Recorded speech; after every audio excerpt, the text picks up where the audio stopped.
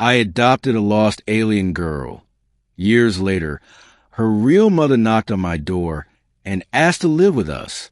The night was quiet on the colony's outer rim when I first found her, a small figure, half hidden beneath the ruined frame of a shuttle pod, her glowing eyes wide with fear. She couldn't have been more than 6 or 7. Her skin shimmered faintly like moonlight, marked with faint stripes that reminded me of nebula patterns. She didn't speak my language then, only made soft, keening sounds as though the universe itself had abandoned her. I wrapped her in my coat, lifted her light body into my arms, and whispered, "It's all right. You're safe now." That was 10 years ago. 10 years later. Her name was Lyra now. She chose it herself after learning to read human words. She was 16, with long, silver hair that caught the sunlight and an irrepressible spirit that often had her sneaking out past curfew to sit on the colony wall and stare at the stars. Dad, she'd always say, "Do you think they're still out there? My people?" I'd smile, hiding the ache behind my chest. "If they are, Lyra, they'd be proud of you." To me, she wasn't some alien orphan. She was my daughter, my child in every sense that mattered. Until the night someone knocked on our door. The knock. It was late, too late for neighbors or traders. The sound was soft but deliberate.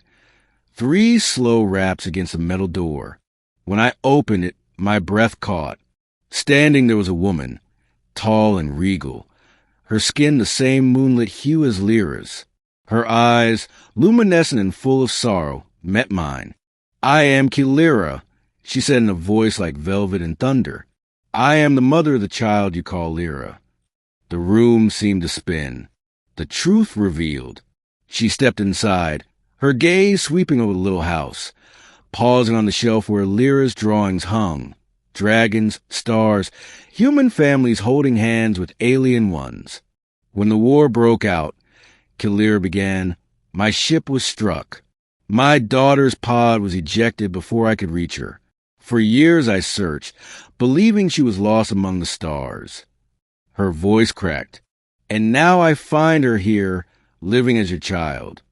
Lyra came down the stairs then, rubbing her eyes. She froze when she saw Lyra. The resemblance was undeniable. "Mother," she whispered. Lyra's face crumpled. She dropped to her knees, arms wide. "Yes, my child. It is I." Lyra stood there trembling, torn between 2 worlds. The dilemma. For days, Lyra stayed nearby, always asking to spend time with Lyra. She told stories of their people, the Cerati, who lived among crystalline forests light years away. She sang lullabies in a language Lyra only half remembered, and Lyra wept in her arms. But at night, she would creep back to my side, whispering, "Dad, what do I do? I love her, but you're my father too." The truth gnawed at me. I had raised her, fed her, held her through fevers and nightmares. Yet Lyra's claim was undeniable. She was the real mother.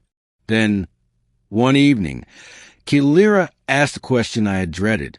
"Let me live with you. Let me share in her life. Please." Strangers under one roof. At first, it was tense. Lyra moved into the spare room, carried with her strange objects. Crystals that glowed with faint energy, fabrics that shimmered like living silk. She tried to cook meals from her world, filling the house with scents sharp and sweet. Lyra delighted in them, laughing as Lyra corrected her alien words. But I felt like a shadow in my own home. One night, I confessed to Lyra, "I'm afraid she'll forget me, that she'll see you as her true parent, and I'll be nothing." Lyra studied me with eyes that seemed to pierce my soul. "You are wrong. Human. You saved her when I could not. You raised her when I was powerless. That bond cannot be erased. She will always be yours, as much as she is mine." Her words were kind, but the fear lingered. The crisis. It was during the colony's winter storms that everything came to a head.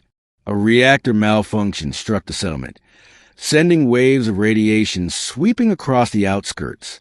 We were ordered to evacuate immediately. As we rushed toward the shuttles, debris collapsed from above. I pushed Lyra aside but was pinned beneath a girder. Kalira screamed, lifting it with inhuman strength. But she couldn't hold it for long. Go! I shouted, take her and run. But Lyra refused. Tears streamed down her face as she and Kalira worked together, their voices blending in desperate cries. Finally, with one last surge, they freed me and dragged me to safety. In that moment, I realized something profound. We weren't rivals. We were a family, a new beginning. After the disaster, we rebuilt. The house was repaired, the colony stabilized. And Kalira stayed, not as a stranger intruding on my bond with Lyra, but as part of it. Some nights, the three of us would sit on the porch. Kalira would hum the songs of her people. I would tell stories of Earth, and Lyra would weave them together, dreaming of a future where two worlds could meet. One evening, she looked at us both and said, I don't have just one parent. I have two, a mother and a father, and I wouldn't trade that for anything. Kalira reached for my hand then, her grip firm, her eyes soft. You and I, she said, we share a child, not by choice but by fate. Let us honor that fate together. And so we did. Epilogue. Years later, when Lyra left to join the colony's council, she carried both her world with her. The Sarati heritage of her mother and the stubborn, protective love of her human father.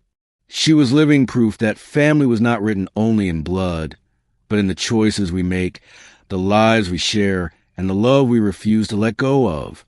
As for Kalira and me, we often joked that we were the strangest pair of co-parents in the galaxy. But whenever Lyra returned home, wrapping her arms around us both, I knew we had done something right. Because in the end, adoption hadn't been replaced by blood. It had been strengthened by it. And together, we had built a family unlike any other.